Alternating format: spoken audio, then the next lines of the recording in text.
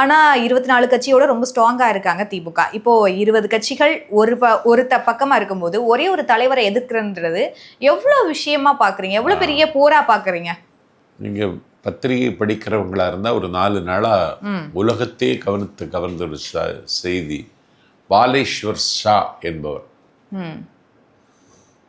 அவருக்கு வயசு 35. அவர் ராப் பாடகர், ஊழலை எதிர்த்து பாடிக்கொண்டே இருப்பார் மக்கள் மத்தியில்.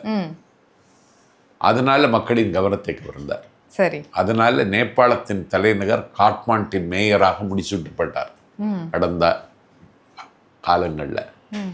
இன்னைக்கு அந்த பாலேஸ்வர் ஷா நேபாளத்தில் நடந்த பொது தேர்தலில் அவருடைய ரிப்பப்ளிக் கட்சி தனியாக நின்று பழம் தின்று கொட்டை போட்டவர்களை, பழம் பெரிச்சாடிகளை, சர்மா ஒளி போன்ற மூத்த தலைவர்களை எல்லாம் தூக்கி தூர கடாசி எறிந்துவிட்டு நேபாள அரசியலில் பாலேஸ்வர் ஷா அதிபராக இன்றைக்கோ நாளைக்கோ பொறுப்பேற்க போகிறார்.